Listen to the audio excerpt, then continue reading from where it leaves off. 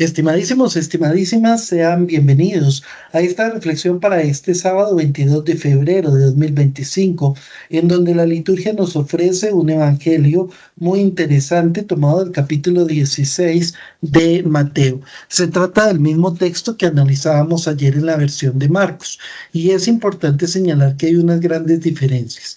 En el texto de Marcos, Pedro confiesa a Jesús como Mesías. En cambio, en este texto de Mateo se confiesa a Jesús como Mesías e Hijo de Dios. Por otro lado, en el texto de Marcos, Pedro considera que Jesús no ha comprendido bien su misión, pues habla de un morir, de un dar la vida, de un entregarse hasta las últimas consecuencias en un proyecto de amor, cuando él tenía las expectativas de ese Mesías que les iba a devolver la unidad, que les iba a devolver la tierra y que les iba a devolver la independencia. Y a cambio de eso se encuentra con un Mesías que vino a servir y a entregar la vida. Y entonces, ante eso, veíamos cómo Jesús le responde diciendo: ven detrás de mí, Satanás, porque tus pensamientos no son los de Dios, sino los de los hombres. Por su parte, en la versión de Mateo, nos encontramos entonces con una profesión de Pedro acerca de Jesús, no solo como Mesías, sino también como Hijo de Dios, a lo cual Jesús responde de una manera diferente, dado que le dice: tú eres Pedro y sobre esta piedra edificaré mi iglesia. Claramente se trata de dos comprensiones distintas, de dos interpretaciones distintas y lo más seguro de dos finalidades distintas. Mientras que la finalidad de Marcos es que su comunidad vaya comprendiendo quién es Jesús, qué tipo de Mesías es y lo que eso implica para su seguimiento, para centrarnos en lo importante y lo esencial del reino.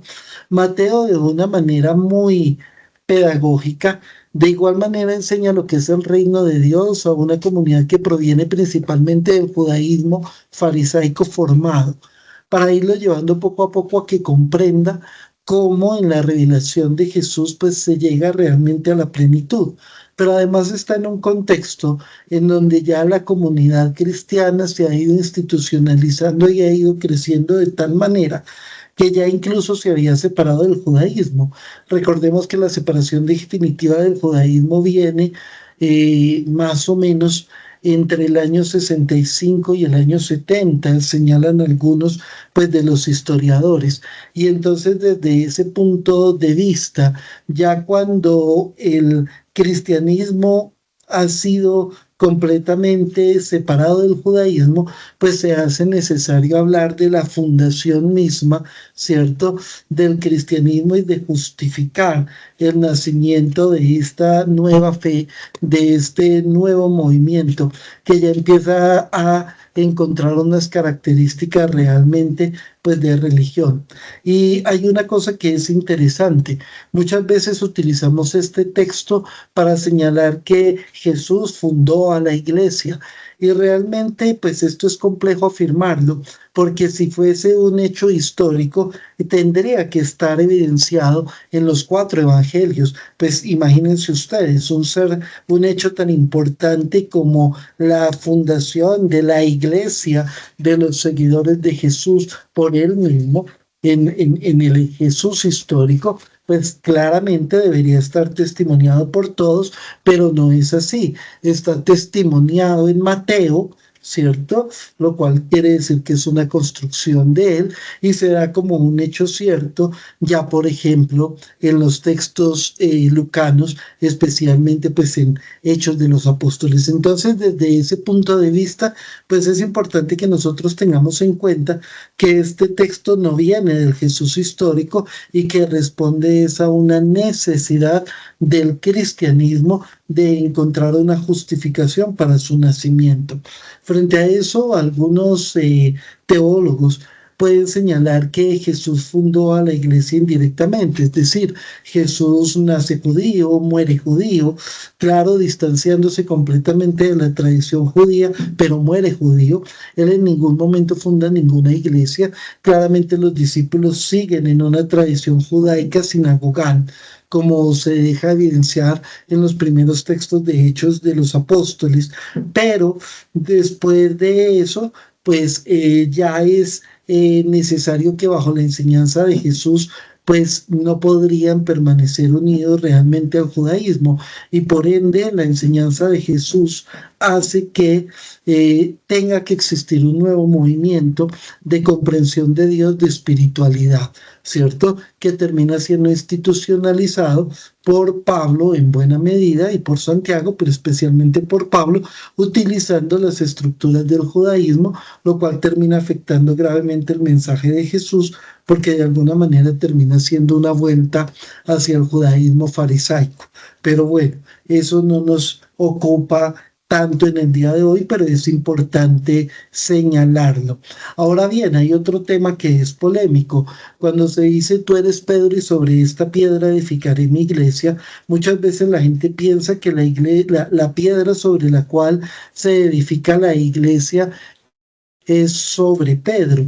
Y entonces ahí viene todo el tema del primado de Pedro y el tema del papado y todo lo demás, pero exegéticamente es insostenible. En el Evangelio de Mateo claramente la piedra es la profesión de fe que hace Pedro acerca de la identidad de Jesús como hijo de Dios y como Mesías. Recordemos que ya en el Sermón del Monte Jesús presenta su enseñanza como la piedra fundamental.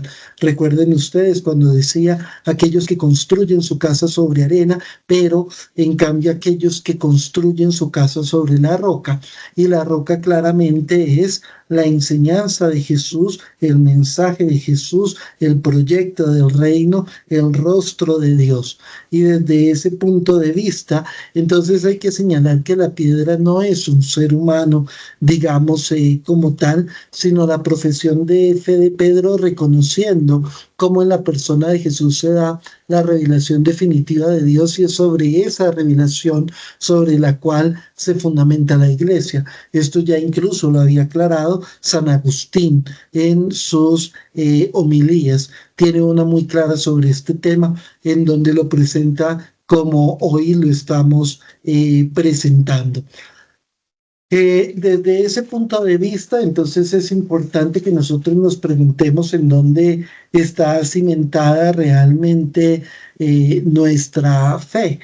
Si está cimentada en unas construcciones humanas, en unas mediaciones religiosas, o si está fundamentada en la enseñanza y la experiencia misma del Dios de Jesucristo, que además nosotros podemos tener acceso a ella simplemente entrando en nuestro propio interior y descubriendo allí la presencia, la habitación y la acción de Dios que nos mueve a desarrollar nuestro ser, a desarrollar nuestra bondad, a vivir en la fraternidad y la solidaridad y a ser constructores de ese reino contraste en donde se primicie la salvación, que no es otra cosa que la planificación misma del ser humano desde la bondad y desde la fraternidad. Bueno, para todos un saludo muy especial. Dios los sigue bendiciendo y no se les olvide, por favor, suscribirse al canal de YouTube, dejarme sus comentarios y de igual manera, si desean apoyar esta tarea que vengo realizando con mucha perseverancia, a pesar de el poco tiempo que tengo por motivos laborales, y también pues para retribuir un poco a la persona que me colabora con todo el tema de subir en redes y de la edición y de todo lo demás, pues pueden colaborarnos en la página de teopraxis.com. Dios los sigue bendiciendo. Muchísimas gracias y que estén muy, muy bien.